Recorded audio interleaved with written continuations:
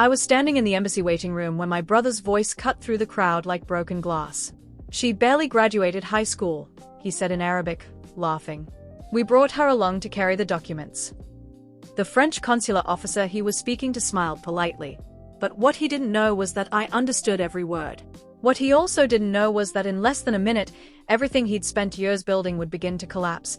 Not because I raised my voice, not because I caused a scene, but because I finally stopped translating myself into something smaller. My name is Layla. I'm the youngest of 4 children in a Lebanese family that moved to Montreal when I was 6 years old. In our house, being the baby meant being invisible unless someone needed something. My oldest brother Karim was the golden son, the one who'd make our parents proud.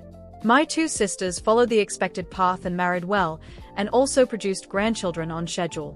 And me? I was the one who never quite measured up, the one they loved but didn't respect. For years, they introduced me the same way at family gatherings. "Layla helps out at a translation agency."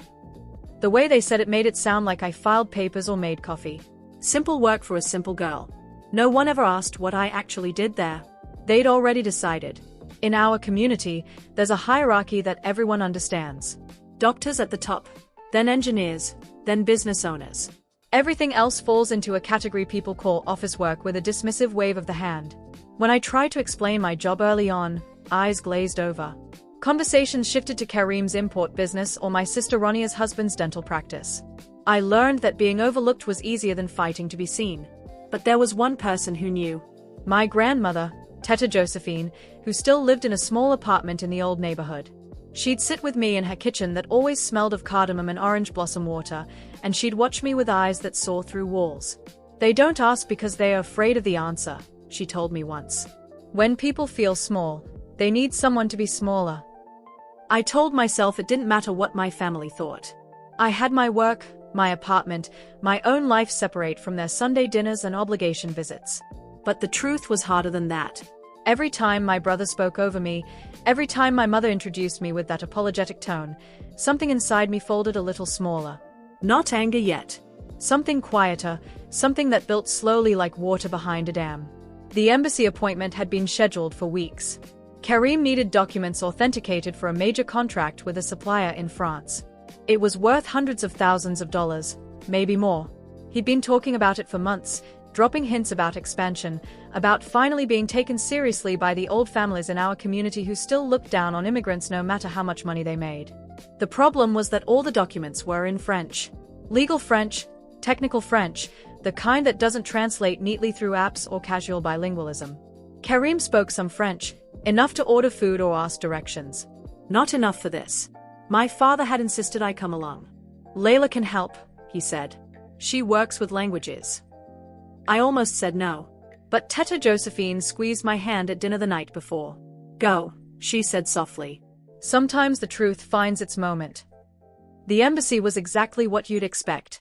Marble floors, uncomfortable chairs, security guards watching everyone with the same bored suspicion. We'd been waiting 40 minutes when Karim struck up a conversation with the consular officer who'd come out to call another name. The officer was young, mid-30s, French with that particular Parisian accent that makes every word sound like a judgment. Karim shifted into his networking mode, all charm and confidence. He mentioned the contract, dropped the name of the French company, made it sound bigger than it probably was. The officer listened politely, the way diplomats do when they are trained to show interest in everyone. That's when I heard it. The officer asking in French, "And who is traveling with you today?" Karim's response came easily, thoughtlessly. "My sister. She barely graduated high school. We brought her along to carry the documents." He laughed. The officer smiled. And something inside me went completely still. It wasn't the first time I'd been diminished. It wasn't even the worst thing he'd said about me over the years. But there was something about hearing it in a language he thought I didn't understand, something about the casualness of it, the way he offered me up as a punchline to impress a stranger. The officer glanced at me, probably expecting to see someone awkward and out of place. What he saw instead was a woman in a tailored suit holding a leather portfolio, meeting his eyes with perfect calm. I didn't interrupt. I didn't react. I waited. They called Karim's name. We stood. The consular officer led us down a hallway into a small office with a Lebanese flag on one side and a French flag on the other. Windows overlooked the street below. Everything felt formal, weighted with bureaucracy. The officer sat behind his desk and gestured for us to sit. He opened the file, pulled out the documents Karim had submitted weeks earlier, and began speaking in French. There are some concerns with the translations provided, he said. Several technical terms have been rendered incorrectly. The legal designations don't match the corporate structure you've described. Karim smiled, nodded, understanding maybe half of what was being said. The officer continued.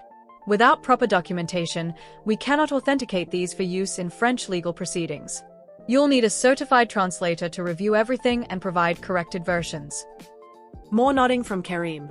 His confidence was starting to fracture at the edges. The officer looked at me. In French, he asked, "Do you understand what I'm saying?" In the pause that followed, I felt the weight of every dinner table where I'd been ignored, every introduction where I'd been reduced to a single dismissive sentence, every time my accomplishments had been too uncomfortable to acknowledge. I thought about Teta Josephine in her kitchen, telling me that silence is only golden when it's chosen. I responded in perfect French. Yes. He needs certified translations of the commercial agreements, corporate bylaws, and financial statements. The current translations misidentify the company structure and use incorrect terminology for French contract law. The officer's eyebrows lifted slightly. Karim's head snapped toward me. I continued, still in French. I can provide those. I'm a certified legal translator. I hold certifications from the Ordre des Traducteurs, terminologues et interprètes du Québec. I specialize in commercial law between Arabic, English, and French. The room went very quiet. Karim stared at me like I'd started speaking in tongues. You speak French? He asked in Arabic. Yes, I said in Arabic. Then I switched back to French, addressing the officer. I can have the corrected translations completed within 7 to 2 hours. They'll be properly certified and notarized. The officer nodded slowly, something like respect settling into his expression. That would be acceptable. Your certification number? I recited it from memory. He wrote it down. Then he looked at Karim, and I saw the shift in his face, the way his professional courtesy had acquired a thin edge of judgment. You're very fortunate to have such qualified assistants, he said in French. Karim didn't understand the words, but he understood the tone. When we left the office, my brother was silent all the way through the marble hallway, past security, out onto the street where October wind rattled the last leaves from the trees. We were half a block away when he finally grabbed my arm. You speak French, he repeated. Since when? Since I was 19, I said. I have a degree in translation studies from McGill. I've been a certified legal translator for 6 years. His face went through several expressions at once. Confusion, disbelief, something that might have been embarrassment. You never said. I tried, I interrupted. You never listened. But you said you worked at a translation agency. I do. I own it. That landed differently than I expected. Not with the satisfaction of revelation, but with something heavier, sadder. I watched him process it, watched the realization spread across his face that the person he'd been dismissing for years wasn't who he thought she was. Why didn't you correct us? He asked, and there was something almost desperate in his voice. I did, I said quietly. The first dozen times. But you'd already decided who I was. It was easier for everyone if I stayed small. We stood on the sidewalk. Traffic moving past, people hurrying by with their own urgent lives. My brother looked lost in a way I'd never seen him look before. The contract, he said. Can you really fix the translations? Yes. Will you? I thought about saying no. I thought about walking away and letting him scramble to find another translator, letting him face the consequences of his own dismissal. But that would have been revenge, and revenge wasn't why I'd spoken up. I'll do it, I said. Not because you asked. Because the work matters. He nodded, something breaking behind his eyes. That night, Teta Josephine made tea in her small kitchen.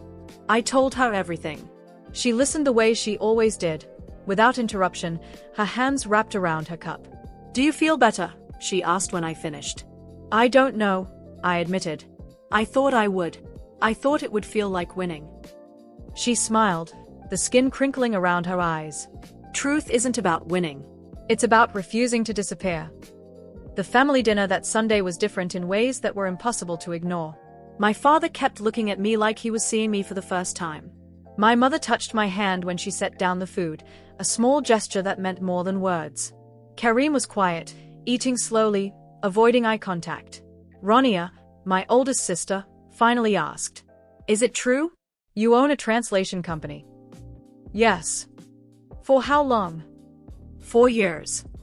Silence around the table. Forks on plates. The sound of someone's child laughing in another room. "Why didn't we know?" my mother asked, and her voice cracked just slightly. "You never asked what I did," I said. "You asked where I worked." I answered. "You stopped listening." My father set down his fork. "We thought."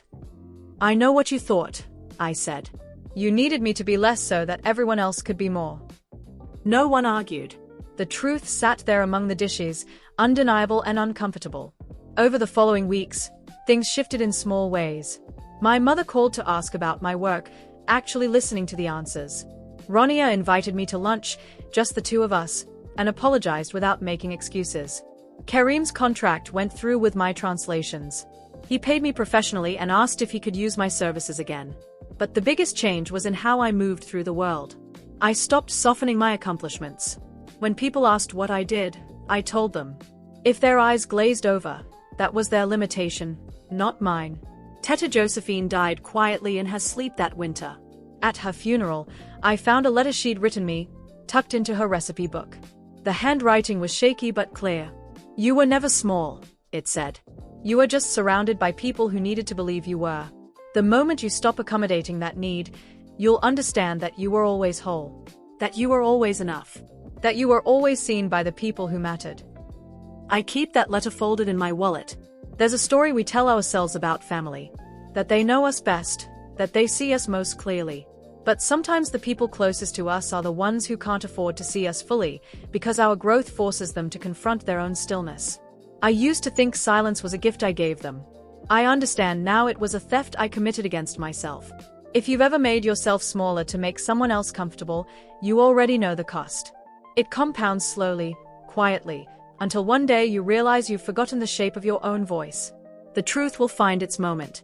Sometimes it happens in an embassy office. Sometimes it happens at a dinner table.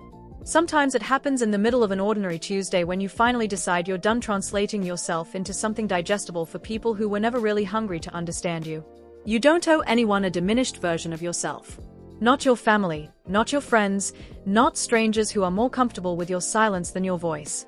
Tell me where you're listening from, and don't forget to subscribe for more stories.